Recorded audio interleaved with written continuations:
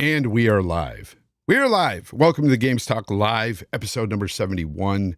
Today, I have a great guest for you. It's somebody that I've just met. Like, we've talked a little bit in the DMs about coming on the show and stuff, but I have not met him yet. And he's a great guy. Mr. Plume Network is here from the Plume Network Gaming channel. So welcome, man. Yeah, thanks for having me. It's great to be on here. Like you said, we just met, had a good little 10-minute conversation before, and that went pretty well. So hopefully the show is going to go well and it's entertaining for everybody. Hopefully it goes well, and hopefully he does pretty well on the 5 questions later. But no, first I want to get to your channel, man, your YouTube channel. Congrats on the 10K subs. You recently just hit that milestone, and that's amazing. I hope to hit that one day. But no, congrats on that. Tell everybody a little bit about your channel. Yeah, no, thanks. I just hit it, I think, earlier this week. So it's been a long grind. I've had this channel since about 2017. I've been just doing gaming news, and last couple of years really focusing on Xbox news since the Series X and the PS5 came out, because Series X is my main platform right now. And I've been covering a lot of the ABK stuff. So if you go on my channel, you want to keep update on that, you'll see all that stuff. But yeah, just news, commentary, opinions on everything going on in the gaming industry, essentially. So yeah, no, you've been covering ABK quite extensively, and I'm getting some of the news from you, lately, because you've been right on top of it early in the morning too. I get your videos so early sometimes, and I'll be at work sometimes on Graveyard, and I'll get a video at like 4 in the morning. I'm like, what's this? Plume, what's up? So yeah, you're covering it. It's good stuff. So what consoles do you normally cover? I know you said that you're primarily kind of on Xbox right now, but what consoles do you cover? I would say the last couple of years has been mainly like PS5 and Xbox stuff. Yeah. I've done some Nintendo news as well. I mean, from like a personal standpoint, I play on everything. I play my Switch all the time. I love the Nintendo Switch, but mainly right now the new stuff is like Xbox, PS5 stuff. Yeah. So what platform did you initially start off on in your, like, when you started gaming way back in the day? And how far back does this go? Well, my first console I actually remember, I was really young. I didn't really understand gaming that much, right? Was the Super Nintendo. I'd be watching my brother play all the time, and he wouldn't let me play and get mad at me when he would die. Did he give you one of the controllers that wasn't plugged in? Did he pull that one on you? He pulled that, and I would just be sitting there watching him. Whenever he would die in Super Mario World, he'd be getting mad at me, even though I would just be a little kid sitting there and watching him. But started with that, and then my dad actually had an Intellivision, which I played a bit of that, which is like a console that came out in the 70s. So yeah, it's very old. That's ancient. That's my timeline of gaming. That's way back when I was playing games. So I'm a little bit older than you, quite a bit, it seems, if you started on the Super Nintendo. But no, I had a Super Nintendo as well. I loved it. I had a Genesis and all that. I'm sure you had. What did you, go to after the Super Nintendo, and what was your journey? PS1 was my main one after the Super Nintendo. Oh, good one. Yeah, I didn't have an N64, but I always remember trading with my friend for like a couple of weeks at a time. We'd go back and forth between them because we both only could get one of them. Yeah. So PS1, which I'm actually happy when I think back about the N64 versus the PS1. I think the PS1 was the better console then. So I'm happy that's the one I got stuck with. Yeah, definitely. And then just pretty much everything since then. Like I had PS2, Xbox, GameCube during the next generation. And then after that I had 360, PS3, the Wii. And now I have PS4, Xbox One. I didn't have a Wii U, but I have a Switch now and a PS5 and a Series X and a Series S. And I do a little bit of PC gaming, but I've been a console gamer my entire life. That's like, I sit down, I'm playing on a PC, unless it's a first person shooter, it just doesn't feel right. I need to be sitting and playing on a console. Yeah. So you do play on the PC at times. I do. Yeah. I've played first person shooters on the PC, and I feel like once you've gotten the hold of like the mouse and keyboard thing with aiming, it's really hard to go back to controllers. So I would say like for first person shooters, my preference would be PC. Yeah. You're one of those guys. Okay. PCMR. No, it's not PCMR. It's just, I understand it with the first person shooters. A lot of people get accustomed to the mouse and keyboard and they can't go back. It makes a lot of sense. I've got a super chat here from Brigadier's Blue. Every weekend he does this, and I appreciate him for it. He always comes in with a $5 super chat and says, GTL time, baby. Let's go. Excited to see how this episode goes. Yeah, a lot of people are excited to see you. A lot of people in the chat, I don't know if you see that. A lot of people are excited to see you here. So that's a good thing, man. It's awesome. That's awesome. I appreciate that. I appreciate that from the chat. It's like I said before, it's just, I hit 10K. I never thought I would, because I started this channel in 2017. It took off over the last couple of years. So it's always shocking when I see people are excited to see me on these podcasts. So I really appreciate it. Dude, of course. The Fifth Horseman, F you, man. He says Fonz was playing with rocks and making cave paintings back in the day. Yeah, that's how old I am, for sure. Gosh, yeah. I love my chat, man. My chat is so great. I may not have a large audience, but I have an audience that's very dedicated and fun, and they just, I can't complain, man. They're awesome. They're really awesome. Here's Dragonheart Yobi. Thank you very much, man. He says he's proud of me. Wow. Thank you. Nice. That's nice. Kind. That's kind. No, so let's go ahead and play some 5 questions. I know you're not super excited about this, because he told me behind the scenes, he's like, you know what? I'm probably going to go 0 for 5. I'm not really good on the spot like this. I'm not either. But let's go ahead and do that right now. 5 questions. Yeah, it's a whole deal. Okay. You're on a game show. Welcome. This is 5 questions. Front And for some reason, my Zoom is totally messed up here on, wow. What happened to my Zoom? Okay, there I am. Okay, let me fix my head. My head needs to be there. My head needs to be on the body. All right, so I am ready to go. But before we go, I do have some music that I accompany this game with, because without it, it's not the same. There we go. Some intense music. All Must right. be a millionaire. Yeah, kind of. So 4 questions, 4 trivia, and then 1 subjective. The first one's going to be, Dr. Doak is an NPC from this classic N64 game. Can you name that game? Dr. Doak. It's an NPC from a classic N64 game. Hint, it's a first-person shooter. The N64.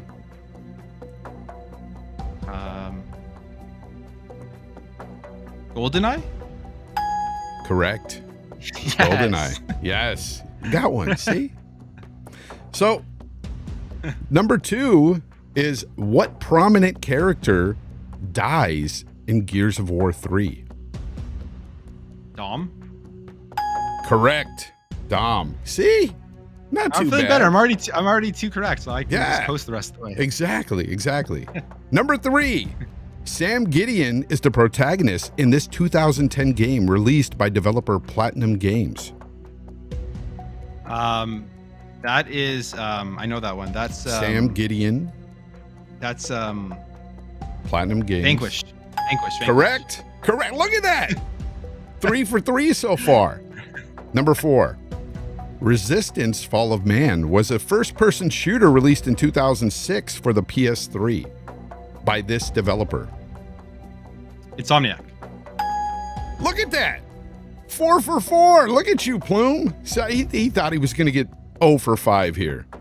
All right. So I'm pretty impressed with myself right now. Subjective question. Favorite video game of all time, sir? Oof. I turn the music off for that. I always go back and forth on this. It's either Halo 3 or Zelda Breath of the Wild. It's like between those two. I'll just go with Halo 3. I'll go Halo 3. You know what? I'm going to give you a ding for that. I have the power to buzz you on that. See, you didn't even get to see my buzzer here because you were so good. But honestly, the buzzer hardly ever works anyway. I push the button and it's not even coming up. Anyways, There it is. See, it's always late the first time. I don't get it.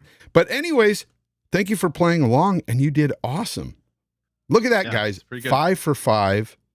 He's one of the best we've had on so far here on GTL. I'm stunned because he told me he was not good at trivia, and he just killed it. I watched your last week's episode, and I think I got like 2 or 3 of them, and I was just like, some of these questions are pretty hard. I don't know how I'm going to do when I'm on next week. That's impressive because they were kind of hard last week. They were. Like, people were complaining about that, but I have people complaining sometimes that they're too easy. So I'm like, okay, I'm going to make them hard. Then when I make them a little bit, hard, they're like, no, you need to make them easier. And it's just like, you can't win, but awesome. Very awesome. So let's get into our first topic here. Our first topic is going to be Microsoft gets a W in court. The FTC rules that Sony has to show their third-party deals going back to 2019. This is pretty big because this should be very interesting, for various reasons. I mean, one of those reasons why is that they can possibly show, put out there what they've been getting to keep, like what they've been paying to keep games off of Game Pass, say. Or what they've been doing with marketing deals, third-party marketing deals, trying to keep games off of other competing platforms. Plume, what do you have to say to this ruling? What do you think about this? I know you've covered it. Yes. Yeah, no, I think it's a pretty interesting thing just for getting an insight into like the back room dealings of video games and what Sony has been doing. For I guess it's since they have to show 2019 to present for those third-party deals, but there are a lot of third-party deals in that time period. Microsoft pointed out there's like 286 PlayStation exclusives and I think like 59 or 60 Xbox exclusives.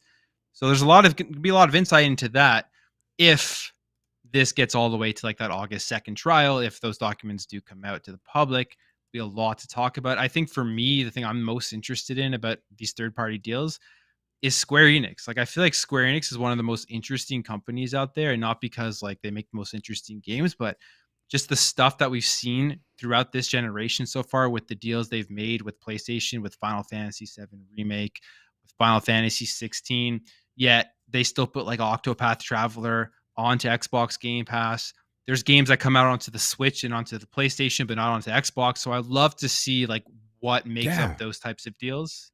Yeah, because there are like specific clauses. That's the sole reason why I put Final Fantasy characters on my thumbnail for this video and said, "What's the deal, Sony?" Because for the longest time, Xbox guys have been asking, "What's the deal with Final Fantasy VII Remake?" Like, what is that deal that they made with Square that's keeping that game off of Xbox? They said it was times exclusive, but now, from what we understand, it's forever. But how many years? Yeah, like I mean, it's in perpetuity. It's just never ending, and a lot of people are upset at that. A lot of guys were waiting to play that game on Xbox. I played it on PlayStation because I couldn't wait. I own a PlayStation. I'm gonna play it. I got FOMO. Yeah, so did I. Yeah. So I played it on PlayStation as well. But the other thing is too is like they gave us Crisis Core, which is like the prequel to it, right? So it's like you guys can play the events that happen leading up to Final Fantasy VII Remake, but you can't actually play and continue on after that, right? So I don't know. It's annoying. It's interesting. But what do you think about so if I mean, this is all contingent basically on if this even makes it to court. Sony might settle outside and just decide to just take the deal, right? Because I don't know. Do you think that they might really want to keep this under wraps, this stuff? I think so. I think like the CMA and the EU, when their decisions come out, I feel like if they both pass this deal, even if there are remedies, I don't see why PlayStation would continue on knowing that they're most likely going to lose in court and then just hurt their public perception even more than it already has been hurting from a lot of people that you see out here talking about the deal. So I feel like what's the point? Like you have a 10% chance or even less than that probably if the CMA and the EU pass this deal. Why would they continue going forward with it? They'll probably strike a deal with Xbox. Yeah. No, you know, what's funny is, you know, I've heard some people out there on some podcasts, some pretty popular podcasts, state that it's Microsoft that looks bad and looks desperate right now with the way they're coming at this. And I think the way that they've came at this is pretty genius. I think the angle that they've struck is to combat that anti-competitive, you know, stance or accusation by the FTC that if this deal should go through, it's gonna, you know, be anti-competitive. And the way Microsoft is tackling this is straight up going right at that, and it's genius to me. I don't know. Don't you feel that way too, or? I mean, they're literally saying they'll do anything with bringing these games to other platforms for this deal to go through. So there's like, for me, I look at it two ways. I think like Yeah. if you're an Xbox gamer and you play only on Xbox, you do want some additional value from this deal. You do want Xbox to do something for you with this acquisition to make Game Pass and to make Xbox the platform that highlights these games, right? But at the same time, games like Call of Duty and everything, it makes absolutely zero sense for Xbox to take it off of PlayStation, and that's clear. Yeah.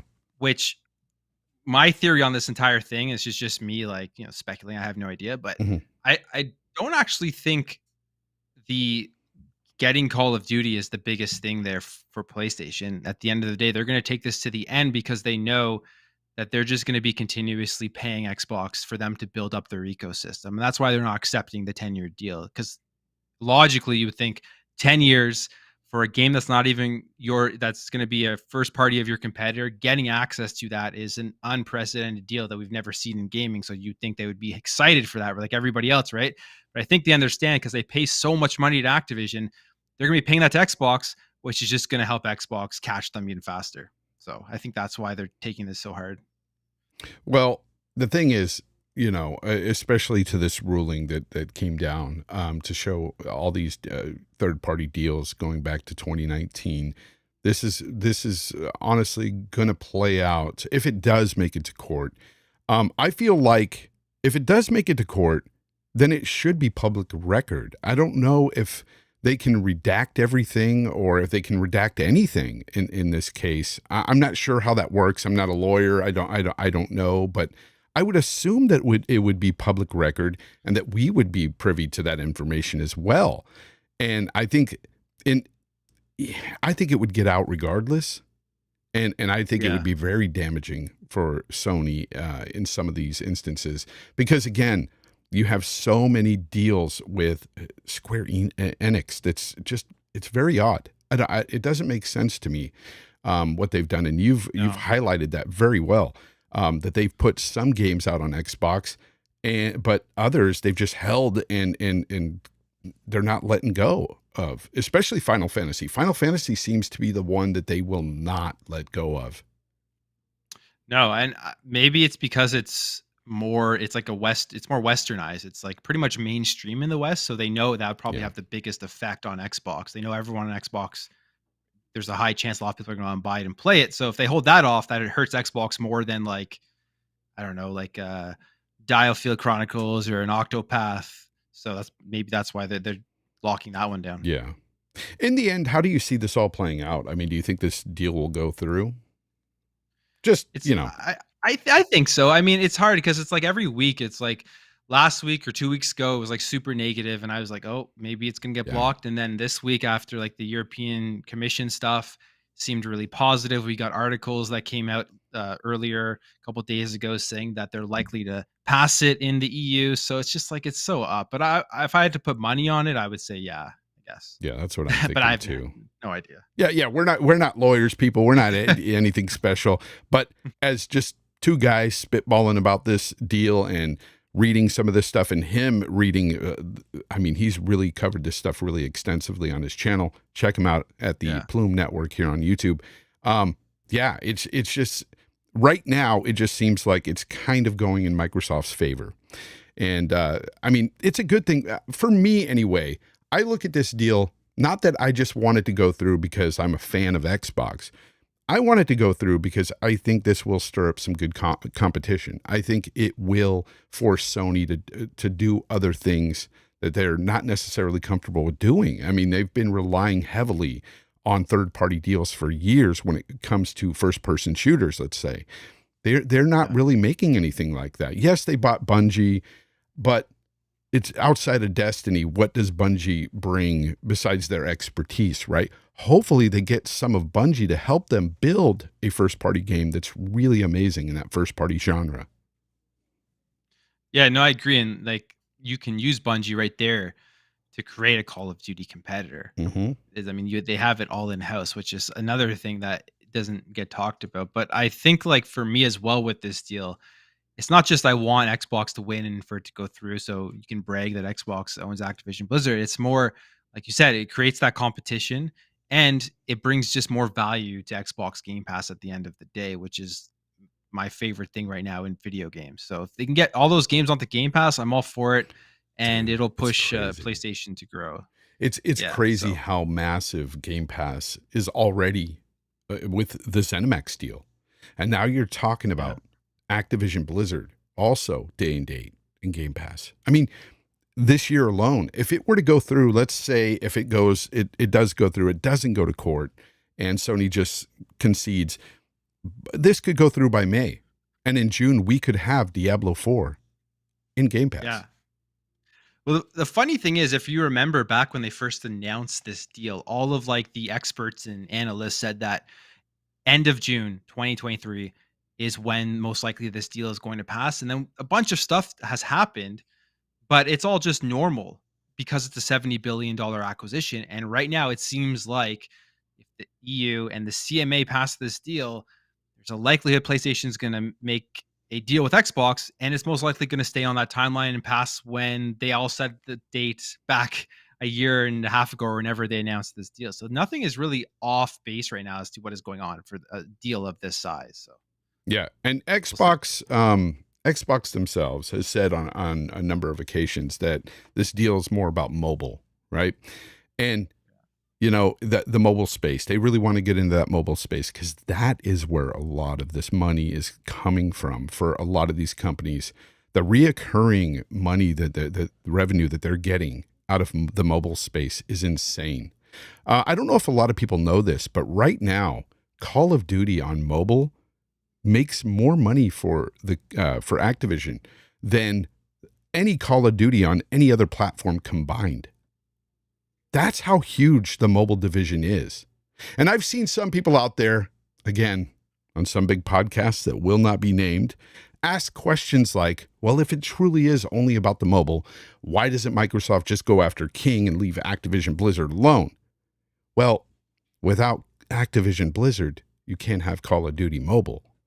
That's why. Yeah. I mean, Call of And Duty Diablo Mobile is Immortal. huge.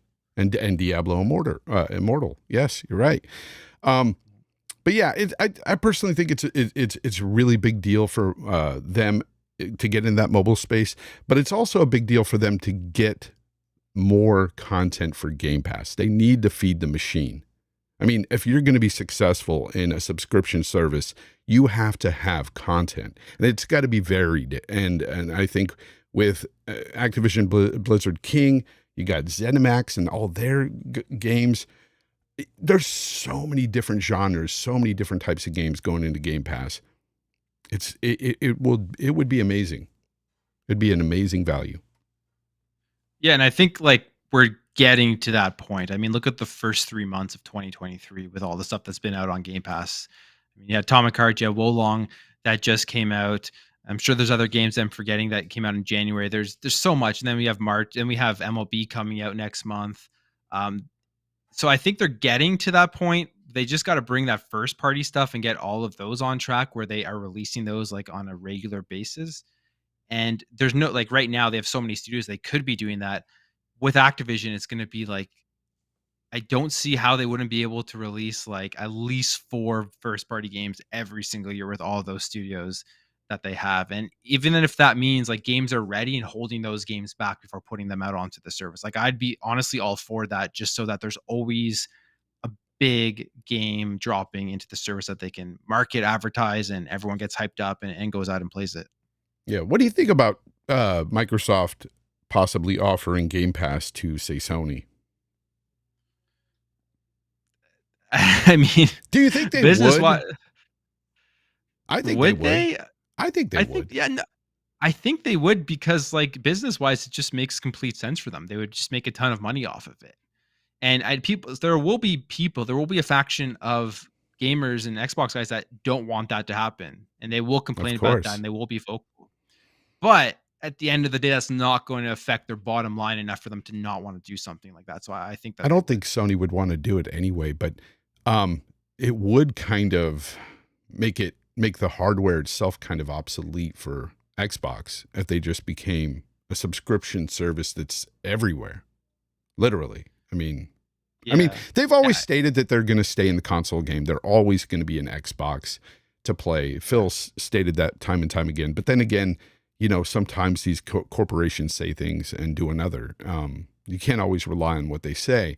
But I Yeah. could totally see them one day just trying to be this big subscription service that you can play anywhere. I can see that. But I Yeah. don't think Sony would allow it. I don't. No, I don't think so either. But I do agree with you. I think that's kind of where they're heading. I know they've said multiple times that they're going to continue making hardware. Maybe they'll make hardware for at least one more generation. But even right now, if you look at what they're doing, I don't know if you've noticed, but I've noticed that, like, getting a PS5 right now isn't that difficult, at least where I am. Like, I see them pop up all the time. I've walked into a GameStop and seen a PS5. Yeah, they're I've more yet to see available. a Series X. Yeah. And Really? I think Really?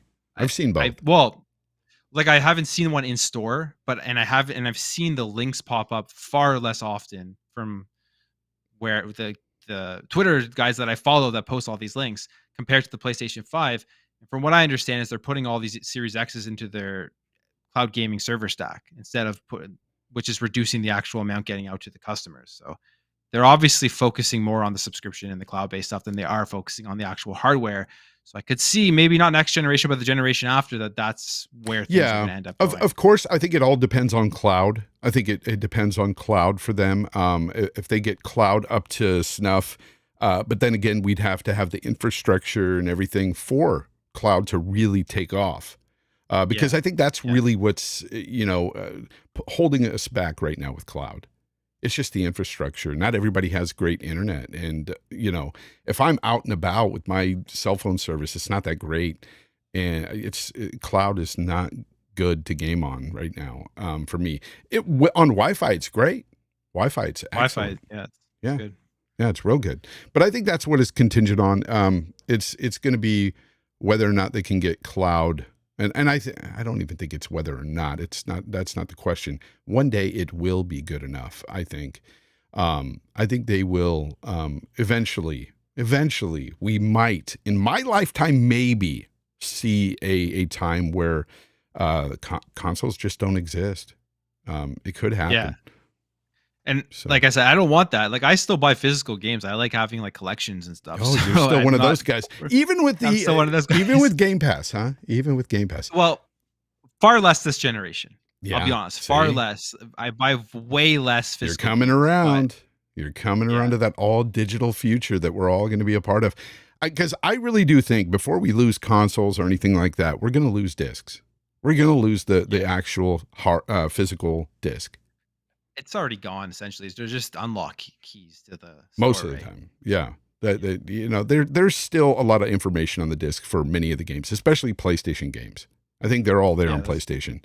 fair. But eventually, even PlayStation has already put out a console that's all digital, and they're toying with the idea of putting out an all digital console with a separate disc you can buy, like a disc drive. And Yeah. that's foreign to me, but I mean, that seems like it's taken a step backwards because we've had consoles like that in the past where you added a disc drive. It's weird. That goes way back to the Sega CD. It's so strange. Yeah. And well, I guess it wasn't games, but you had the HD drive on the 360. Yeah, for the HD. movies. Yeah, I remember that. Danny Passion Official, thank you very much for the $5 super chat. He's one of my, favorite people out there. Honestly, he's been a supporter of mine for a long time. Great guy. He says, I'll watch later, filming at the moment. Oh, he's out there filming. He's a videographer. He films all kinds of stuff.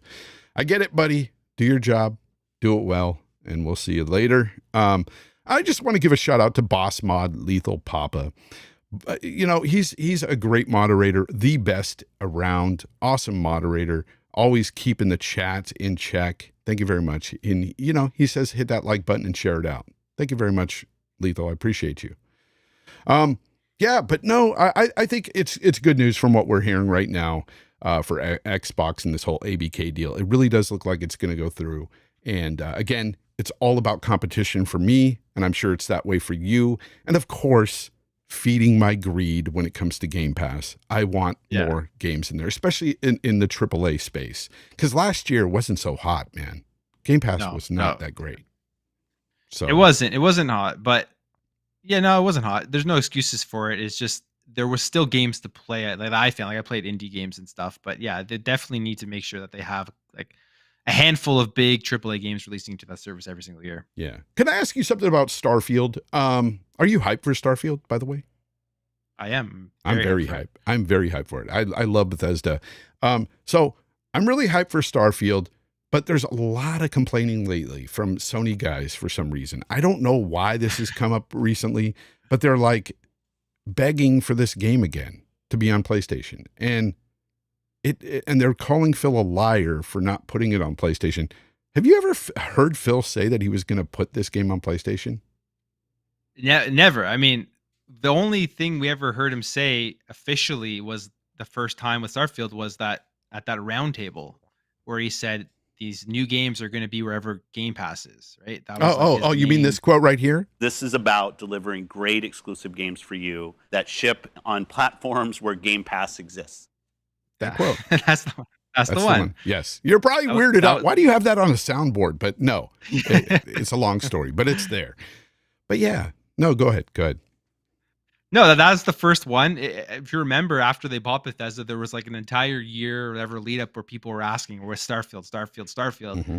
And they said they can't talk about it because the deal hasn't been through yet, which is interesting because they've talked about Call of Duty a lot and the deal has been passed, but I guess that's a different point. And then they say it's going wherever Game Pass is.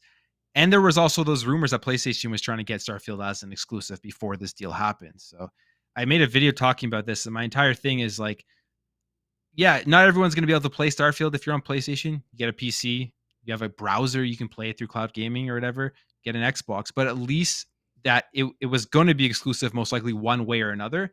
At least it's exclusive with the platform that gives the most access to the game compared to if it was on PlayStation, it would just be probably PS5 and maybe You heard PC. him. You heard him, people. Plume is 100% right about that. Clip that. That is perfectly said. He is absolutely right. If this were to be on PlayStation, guess what would have happened? That would be the only platform you would be able to play that game. That's it. Or until maybe a year later, right? Yeah, exactly. A year later, they might put it on PC. And because that's what they seem to be doing now. Isn't it kind of funny that Sony had went from, you know, we like our exclusives to now we're going to slowly roll them out on PC? Yeah, no, I mean, crazy, right? How can you neglect such a huge user base going forward when your competitors are doing that, thinking that you're going to be able to stay and like compete with them in the future, right? You can't neglect PC. There's just too many people out there, which is what same thing with Xbox. They can't neglect mobile, which is why I actually believe them when they say they're purchasing this mainly for mobile. They know that they're faltering there, and they got to get onto that. Yep. Yeah, you're a smart man, Plume. You're a smart man. Let's move on to another topic here. I want to talk about the Forespoken developers getting shut down. Actually, their little studio was absolved into Square Enix, which owned them. They were like a subsidiary of Square. They let them do their thing for a while. They made like Final Fantasy 15, which was not critically... it was critically panned pretty much. Like a lot of people did not like that game. And now Forespoken, and now they're like, nah, you're coming home and we're just getting rid of your Luminous project. What is it? Luminous Productions. Sorry. So they're going to be absolved into the company, and most likely some of the guys will be moved around to other things and do other things. But what do you think about this, Plume? What are your thoughts about Luminous after the, might I say, terrible job they did with Forespoken? Because honestly, I played the demo. I don't think it's a very good game at all. What do you think about this? Yeah, I never played the game. I never really had interest in it, even before like the dialogue stuff showed up all over social media and people were dunking on it. I didn't really have that much interest You in heard it, him. but Plume said, Never played it, never enjoyed it. "Yep, okay, go ahead." But it's not that surprising from Square Enix, considering what they've said previously with like Guardians of the Galaxy. And we know what happened, right? They sold off those studios. The Avengers, yeah, the Avengers, yeah. So it's not that surprising. It's a studio that's only been here since 2018, and I was just looking into it, and they worked on Final Fantasy 15 as well. So before they became Luminous, they were called like Division 2 or something, which that game I think did like okay, but there was definitely a mixed reception on like the story and the combat of Final Fantasy 15. So maybe this was just the last straw. And the most interesting thing of all of this is comparing that to Hi-Fi Rush that dropped, which was half the price. And there was like, I think it was Benji Sales on Twitter who posted this, that Hi-Fi Rush had made more money in the same time period, even though it was a $30 game compared to a $70 game, which is just mind blowing to think about. Yeah, it's and I don't like to see games fail wherever they're at. I don't like to see them fail because these developers do put their blood, sweat, and tears into these games, and they work hard. And I get it. I don't want to see a game ever fail, but the game, like, dude, I played the demo, and I was just, first of all, the dialogue is the worst dialogue in any video game I've ever heard. And people that complain about it, it's very understandable. But the gameplay itself wasn't even very good. I was running around, and the running and parkour stuff is pretty cool. I think the traversal is the best aspect of the game. But you're literally running across a barren landscape with like hardly any enemies around. And when you do see enemies and you start to fight them, one thing that was weird, and this was on the demo, I don't know if they changed it in the full game, I would go up to them and I would beat the crap out of them. And it's like they weren't even fighting back. So I put it on the hardest difficulty on the demo. They still weren't hitting me. Basically, all it did was give them higher HP. So it took a long time to kill them, but they weren't really damaging me. It was a strange way to do it. I don't know. I did not care for it. So I don't know. I think that I'm willing to bet this merger wouldn't have happened if Forespoken had done better. I definitely don't think this company would have been absolved. No, I agree with you. And it just seems like Square Enix has a very short leash for their developers. And if they don't perform once. Dude, you're not kidding. Because they complain about a company, about a game that sold like 8 million copies or something. They were complaining. Remember back when, I think it was, wasn't it a Tomb Raider game back in the day? Sold like 8 million and they complained. Yeah, I think it was. I think you're right. It was Tomb Raider, and the Tomb Raider series from Crystal, were great games. I enjoyed all of them. Yeah, but yeah, apparently didn't perform well enough. It's just, I think like Square Enix. That's why I say, like I said earlier, I think they're one of the most interesting companies, not because they make the best games, just because of the stuff that they do. Like they close these studios down, they make an incredible game like Guardians of the Galaxy, which I loved, and they sell off Crystal. They sell off Square Enix Montreal for like literally nothing. Embracer flips it and they make $300 million off of Square Enix. Like just all this crazy stuff happening. And then they're focusing on like NFTs and blockchain. I don't know. So it's a weird, interesting developer studio that I would love to be a fly on the wall in their meetings and see what's going on. Do you think at one time in the future they might get picked up by Sony? It seems like they're already in their pocket. Yeah, it does seem like that. I don't know. So what can Sony even afford? Like I was looking at their things. They have like 11 billion in cash. So they wouldn't, I don't know what they could buy in cash, like a huge studio. People are saying like Take-Two, which I don't think is realistic. But you heard him. He said Sony's broke. That's what Plume said. No. Well, compared to Microsoft. Take-Two, that's an interesting topic there. So somebody, I don't know who it was because this was not going to be a topic today or I would have looked it up, but somebody had mentioned that they had it on good authority from good sources that if this ABK deal goes through for Microsoft, that Sony was going to buy Take-Two. Yeah, I saw that tweet. What do you think about that? Very skeptical. I don't think they could afford them. I don't think it would be a smart move for them either. I don't think they could afford them first. But if they did, I'd have the same energy. I'd welcome it. Go ahead.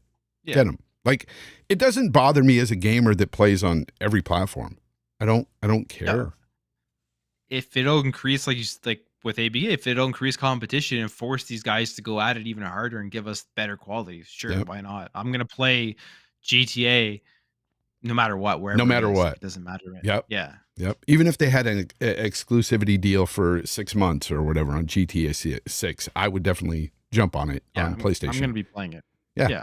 Rockstar is one of my favorite developers. So I'm going to be there. Day one. Final Fantasy 16, of course, is in, right around the corner, basically. Did you hear from the developer Yoshi P that was talking recently about the JRPG term possibly being negative? Now, here's the thing. I don't know, because this was all translated from Japanese to English. So sometimes things can get lost in translation. And I don't know if it's the people doing the translating or the gamers out there who has misrepresented his statement as being, is this term being racist rather than just being a negative connotation being put on the term? I don't know, but a lot of people were running with this being a racist term. And I'm going to call out the people out there that supposedly are gamers that act as if the term JRPG was ever used as racist, because I don't ever remember it being used as racist. Do you? Me neither. Never. That's the first time I've ever heard this. Actually, I saw the Yoshi P stuff, but what you're saying now is the first time I've actually ever heard that. So no, I don't know. Yeah, there's actually some people out there on Twitter that were typing, yeah, I remember in the old days, in the 90s and stuff, people used JRPGs as, a racist term. And I'm like, no, we didn't. No, I was there. And matter of fact, it was just to differentiate the Western RPG from the JRPG, because they had totally different mechanics. You had turn-based with the JRPGs, and that's why we would use the terms, just to, to separate them. We never used them as even a negative term. Yeah. And some people out there might use it as negative. Don't get me wrong. There's some people that might just say, oh, those Japanese games, I don't play those, something like that. But I've never heard people honestly use it as, the JRPG as just a racist slur or something. It's just, I don't know. It's weird. Because then we'd have to go back and change a lot of stuff, right? Like, why use Western RPG at all? Or why use the term, K-pop for Korean pop, and like, it doesn't make sense to me. But I'm not going to take away on how Yoshi P himself feels. If he feels it's negative or whatever, I can't take that away. I can't say he's wrong if he feels that way. But I'm just saying the people out there that were pretending like it was a racist term, you're lying. You're lying. You're straight up lying. I've never seen it. I agree with you.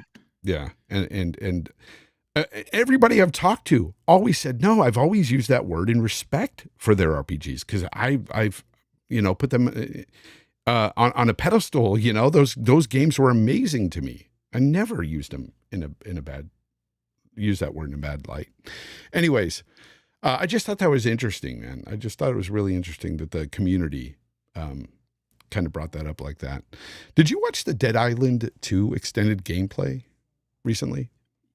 Yeah, from last week. Yeah, I did. Yeah. Are you interested in that at all?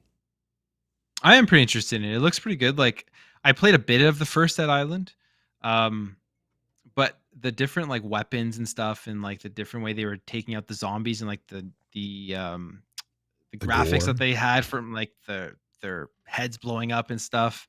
Dude, there was eyeballs really cool, popping out. Like, you'd hit them upside the head and an eyeball would pop out and stuff. I would show you the gameplay on the screen, but I'm not, because I will get demonetized for it, I'm sure. Now, I don't know if you've ran into this on your channel, but on my channel, when I play gameplay sometimes with a lot of violence, they demonetize me. I don't know why, because other channels don't get hit. Or not struck, but copyright, whatever claimed. a few times on that. Yeah, stuff, it's not copyright, but they hit me and say, well, this is not suitable for ads because there's violence. And I'm like, it's just some gameplay trailer. And they're like, sorry, you know. And so if you look at my channel, I have a lot of yellow demonetized stuff, videos. It's bad. Decado in the chat says, I think it's more about being defined differently than than other RPGs. Well, I mean, the same thing could be said about Western RPGs, though, Decado. Like, you know, that they're different. There's different types. And how are you going to define different subgenres of whole genres? Because there's always something different there. Like, you have to have words for it. And if he wants to come up with another word for it or whatever, then fine. You know, well, we would do that. I'd be fine with that. But I'm just saying that I've never used it in a negative way. But I don't think I've ever run into a single person that's used it in a negative way. It was literally just a way to differentiate the style of RPG that you were playing.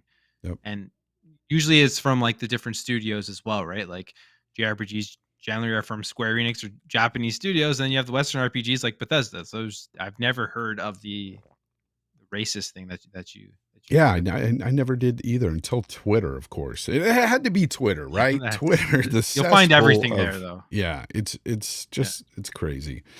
Shout out to Legendary Drops in the chat. If you have not checked them out, they're a channel here on YouTube as well, and they're growing by the day, and I'm proud of them. Proud of them. Just Gaming Podcast, they do that there every Sunday. They just wrapped up their show, I think, a little while ago. But yeah, I check them out all the time. Colt Eastwood's in the house. What's up, Colt? I see you. I don't know, Plume, if you know Colt Eastwood, but he's pretty big. He's pretty big out there. Who doesn't know Colt? Yeah. He's a great guy. He's a good friend, and he's just dropping by to say sorry. I've been here listening. He's been here. Sure, you have, Colt. Nice. Sure.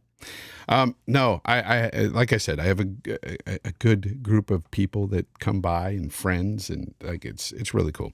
What about Wolong? Wolong's in Game Pass. It hit. Have you played any of this game? No. My backlog has destroyed me right now. So right now, I'm about to finish Fire Emblem Engage on the Switch. Like, I'm very, very close to the end. Tons of hours into that game. Absolutely loved it. I started Atomic Heart. I'm about 5-6 hours into that, and that's going to be the next one I finish up. And I'm about 20 hours into Hogwarts Legacy, which I'm going to go to that after I finish Atomic Heart. Finish that.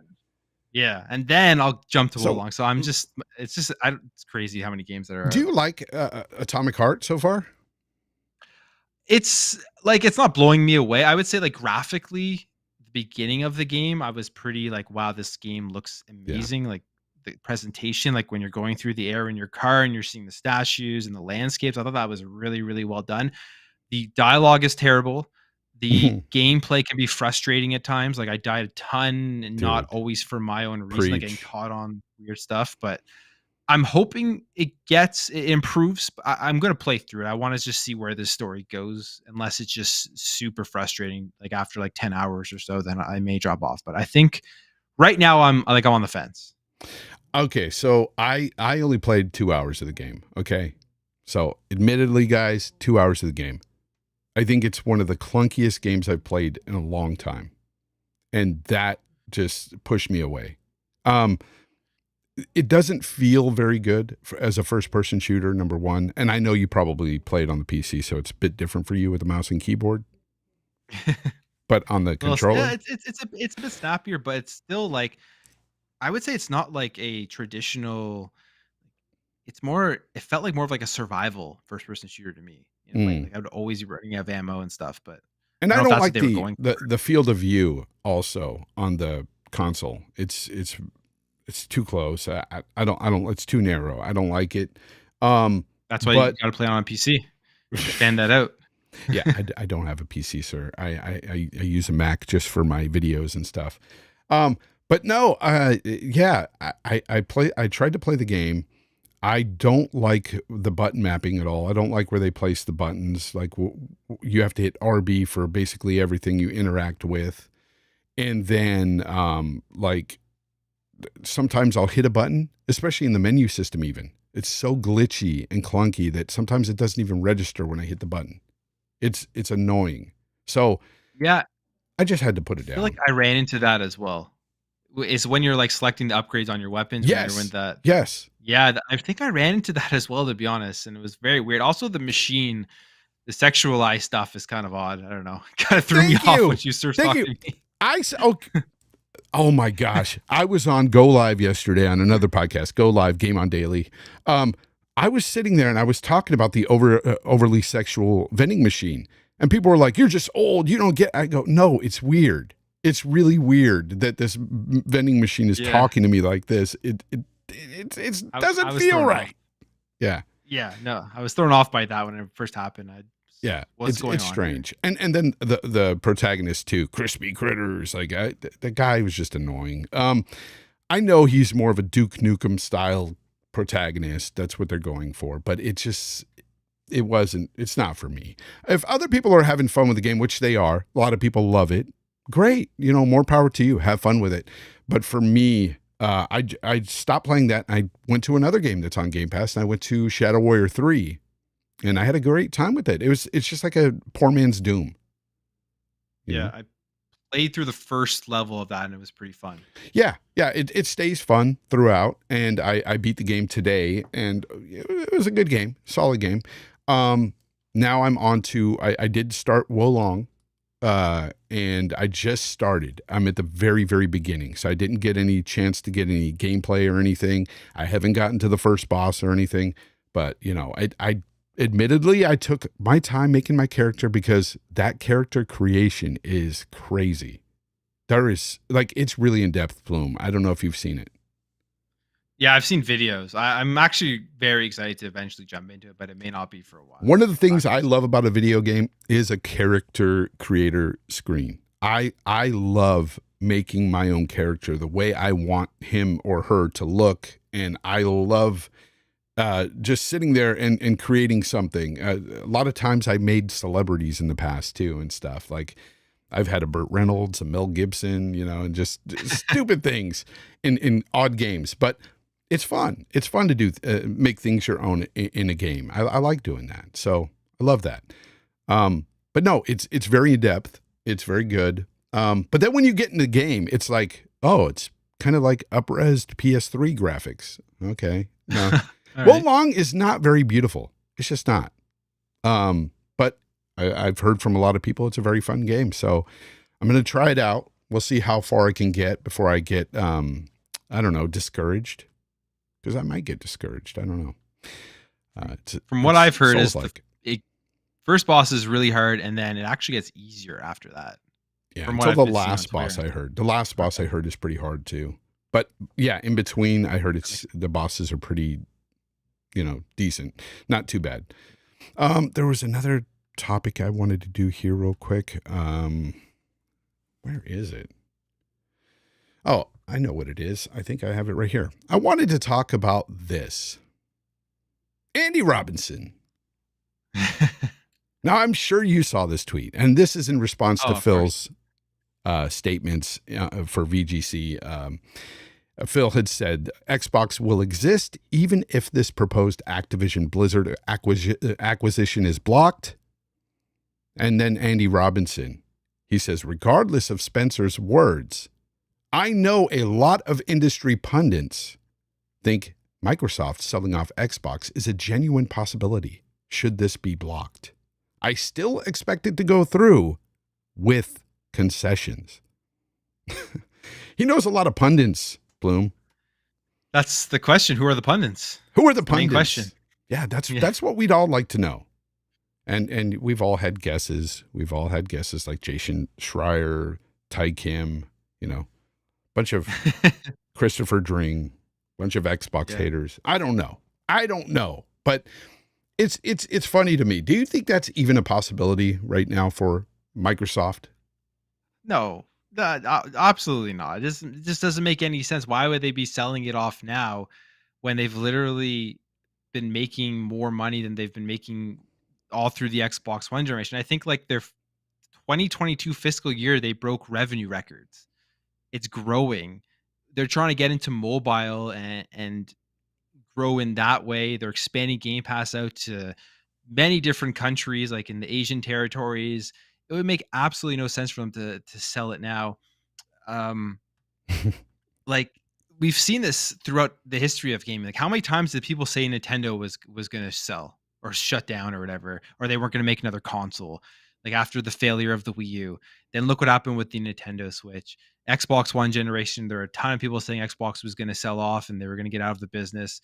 Look what has happened with the Series X and Game Pass. I don't think there's any way. The only possibility I could ever see Xbox selling is if like Phil leaves and Adela leaves, and there's a new executive that goes into Microsoft, and they just don't want anything to do with gaming, so they're signing to invest all the resources and everything else. But it just doesn't make any sense, And no matter what yeah, pundits say. exactly. And it's just, again, who are the pundits? Who are they? Yeah. I really want to know, because that's just asinine, because you're 100% right. They've had, they did have a poor last quarter, I believe. Their last quarter wasn't very good, but yeah, they did make great revenue last year. So I don't see it. And I think everybody is a bit down right now with the last quarter. I think Sony was up. Sony was up last quarter. Sony had a great last quarter. Yeah, they had a great. And a lot of that I think had to do with like stock coming back, which the stock I still think with the Series X is low for like sales. I'm not saying they're ever gonna, like, I don't think they'll ever catch like PlayStation in terms of console sales, but I feel like at some point they're gonna need to start producing more Xboxes for consumers rather than just throwing them all into the server stack. 'Cause Gotcha. Series X, like I said, is hard to find for me at least. Yeah. Do you own one currently? Yeah. Oh, Yeah. okay. No, I have one. Okay. Yeah. I thought you said that earlier. Mark from Legendary Drops. He drops a super chat. Thank you very much, Mark. He says, why would Xbox have to be sold? Did Game Pass stop getting subs? So dumb. Some people think that if this deal doesn't go through, ABK would go out of business. Some people do think that. Some people do think ABK would go out of business if this deal doesn't go through. What do you think about that? I think I would disagree with that. I think like unless Call of Duty somehow fails, I don't see how they'd be going out of business. It's the high selling game every single year. Even when it has a bad reception, it's still the high selling game. And we even talked about it earlier. On the mobile space, it sells even more than the consoles and the PC combined. Call of Duty is insane. It's insane revenue. Without Call of Duty, Activision Blizzard's done. Like Activision would be done. But no, Call of Duty is here and it's here to stay. I think that's a lot of why people are so upset about this deal if it does go through, that are just fanboys, they truly don't want competition. That's really what these fanboys don't want. But that's like the crazy thing about that is that that's just hurting yourself as a gamer more than anything. Facts. You don't want competition. That's all that's doing. It's not like the only person you're owning by not wanting competition is yourself, not the other fanboys, because you're going to be paying more money for stuff and you're going to get lower quality. That's what this entire thing is all about. That's why the regulators are looking at it. They're trying to make sure that doesn't happen. So I don't know. No, Legendary Drops. He's like, it's not just COD, Fonz. I think it's all of ABK's IP. No, it definitely is. But at the same time, we're just pointing out that COD makes so much money for them. It's insane, dude. COD is definitely just a money making machine. Even when COD sucks, it's the best selling game that year. Vanguard. That's proof. Yeah. It was the best selling game of that year, and it was garbage. And every COD fan states it was garbage, but they bought it. It's just how it is. If you remember Infinite Warfare back, I don't know how many years ago, that game had terrible reception and it was still the best-selling game. Yep. No, and gosh, I'm a fraud. I think I played Infinite Warfare too. I think I bought that and played it with friends. I think that was the last one I bought. After that, I was pretty much done with COD. That's when I was like, my old hands can't compete with these young hands anymore. Like I had to step back. World of Warcraft and Overwatch, he says, make a pretty substantial amount. Of course they do. Anything that has microtransactions, make a killing. But that's why COD does so well in the mobile space, because of those microtransactions. It's insane. And that's why Xbox wants some of that mobile pie. They want that. And they're going to get it. They're going to get it. This deal's going to go through. What's your most anticipated game of this year coming? My most anticipated, to be completely honest, the Xbox guys aren't going to be happy to hear this. Oh, that's Legend fine. of Zelda: Tears of the Kingdom. Really? So you're a big Breath of the Wild fan? Yeah. Yeah, I love that game. I love Zelda. I love all the Zelda games, and Breath of the Wild is one of my favorite games ever. So Tears of the Kingdom, I just can't wait for it. I don't think they'll be too mad because you didn't name a PlayStation game. You know, if you would have said Spider-Man 2, they probably would have came at you with pitchforks. You know, but no. A lot of Xbox guys. That's what I like. A lot of the guys in my chat, they play PlayStation, they play Nintendo, they play other games too, and we're all gamers at the end of the day. I don't like playing the Switch because I think it sucks. I have one, and I don't play it because it's so underpowered. I'm so upset with this console they chose to stick with for so many years now. They've got to have something right around the corner. They've got to. I think so. And like, I can see the underpowered stuff. I just find that like Nintendo first party games, even if like they're kiddie in ways, like I played a couple of months ago, Kirby, the Forgotten Land, like the gameplay is just so tight. It's so good. It's so addicting. The game design is, I don't know. I don't think it's really matched anywhere. So yeah, it's underpowered, but I'm there for the gameplay because they get me with it. Yeah. Do you think do you think their next console, well, let's be honest, it's going to be another handheld. That's their winning formula, right?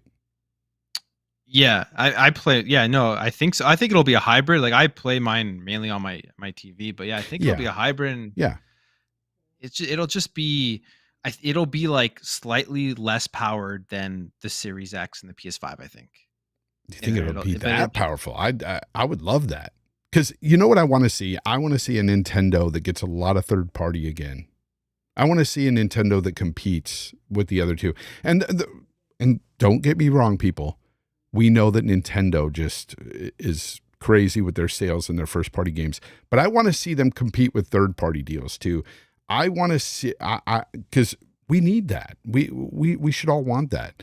I would just like to see, again, the CODs going there, like they've struck a deal that they signed that 10-year deal with Microsoft. You know, if this deal goes through, they'll get COD. And a lot of people were worried, saying, well, they can't put COD on Switch. It would be horrible. And it's like, no, they're going to have another console right around the corner. Within the next 2 years, it's coming. I think I think 2024 it's coming. Yeah. I think it'll be out next year. It's got to be. And they could also utilize cloud and stuff, or if they want to put it on the current Switch. Like, there's so many ways they can get this game onto the Switch. So either way, it'll be there. Like many people in the chat, including Darth Vicious, my most anticipated game this year, of course, everybody knows, it's Starfield. So far, though, you know what my favorite game of this year has been? Hogwarts. Hogwarts is my current game of the year. Yeah, love it. I got to get back and finish it. How far are you? I'm about 15 to 20 hours in right now, I want to say. Are you enjoying it?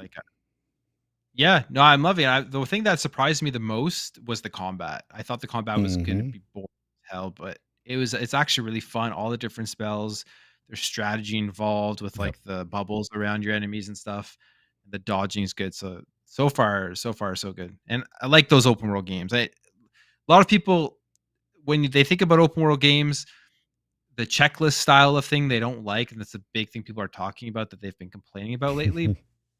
And I'll say Hogwarts Legacy has checklists, and I actually like that stuff. I loved like Assassin's Creed Valhalla and those open world games, so it kind of gives me a little bit of that checklist vibe. You and I just became best friends. That's my favorite genre of game is open world games. I love the checklists. I don't mind the Ubisoft tropes that people complain about. Oh, me neither at all. No. I love Assassin's Creed games. Dude, that's what I liked about Hogwarts. And I had a friend, Randall419, by the way. He said that, you know, he didn't like the Ubisoft tropes in the game. He didn't like all the checklists and stuff. And I was like, I personally like it because when you get all this stuff to do on the map, it's just optional anyway. So Yeah. if I feel like doing this stuff, I'm going to do it. If it's fun, I'm going to do it. If I don't want to, I'm just simply not going to do it. It's that easy. It's like you don't have to do it to complete the game. So that's why I don't mind it. If you want to make the game 25 to 30 hours, you can do that. If you want to make it 55 plus, you can do that too. So Yeah. No, I agree. And the other thing with the checklist for me, I don't know if you feel the same way, but like when you're sitting down to play a game, there's other stuff you have to do in life, right? So maybe you have like 2 hours at the end of the night. With the checklist, at least you feel like you've accomplished something by the end of the night, even if it's going off Yep. and killing a couple bases and stuff like that. And that alone to me makes me enjoy playing through those. I think that's what I really liked about the challenges too in Hogwarts. The page with all the challenges, and I was doing all the combat and doing, I got done what I wanted to get done. And then when I was finished with the game, I just said, okay, now I'm going to end it. I'm going to go see what the ending is like. And I finished the game after 55 hours. That's what my playtime was. And nice. I had a great time. Great time. It's my game of the year so far. I really think that Starfield is the genre I love most. I love single player Bethesda games, RPGs. I love their Western RPGs. I even liked Fallout 4 a lot, and a lot of people didn't. But yeah, Fallout a lot of people 4 was good. Yeah, well, Starfield, I mean, that's like, I think that's going to be just it's going to be the thing everyone talks about when that game comes out. And I'm hoping it's like another Skyrim where it's like literally like generational game. That's what I think that they're going for. Which is why I don't think they can mess up that launch, which is why again it got delayed. So whenever that game's ready, I don't care. Even if they delayed it again, I wouldn't care. I just want that game to be good when it comes out and everything that everyone's hoping for. Yeah, Sheep Among Goats in the chat said they just beat AC Origins. Amazing game. Yeah, that game was really good until the very, very end. I hated that ending. And you know why. I'm sure you do. If you beat the game, you know why. I don't want to spoil it just in case, but I did not like that. What you had to do to beat the game.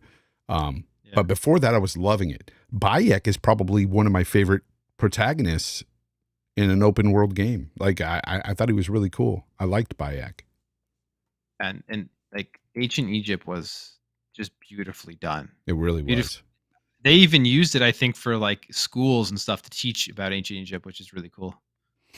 Also in the chat, I had a question earlier. I think it might have been by Darth Vicious as well. He said, do you think, or when do you think Elden Ring DLC is coming out? Did they announce that though? Did they announce when it's coming? No, they just announced that there is DLC. That there is DLC. A lot of people are excited about that. Did you play and beat that game?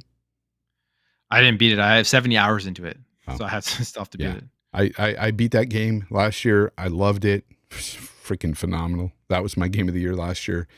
That one didn't have the checklist, but you just kind of ran around and ran into things to do. Like things always popped up. I love that about that game. It was pretty cool. But anyway, that is all the time I have for you guys today. I want to thank everybody out there for showing up today. Appreciate all of you. The chat has been really cool. There's over 220 people in the chat. Please hit that like button if you enjoyed this show. If you didn't, please hit it anyway, because I could use the like. Please, I'll beg. I'll beg, please. Now, I want to thank my guest, Plume Network. Thank you very much for coming today. It's been awesome. I've got to have you again in the future. You're an amazing person. You've got a great channel, and you definitely are on the rise, man. And it's good to see. I love seeing fellow gaming content creators just moving up and getting their due. It's awesome to see, man. So tell everybody out there where they can find you. Yeah, I mean, first of all, thanks for having me on. It was a great time. Anytime you want me on, let me know, and I'll be game. But you guys can find me at Plume Network, YouTube, Twitter. Those are the two main places. Just type it in the search bar, and it should pop up. And I also have his information in the description of this video below. So if you guys want to see it, just go there, click on it, go over, sub to his channel. If you're an Xbox guy, it's like a no-brainer. But even if you're a PlayStation guy as well, he covers all the news. He's a good content creator. Doesn't have some weird fanboy slant, which I appreciate the hell out of. So there's not a lot of people out there like him on YouTube. So go sub to him. Great guy. And until next time, guys, game on.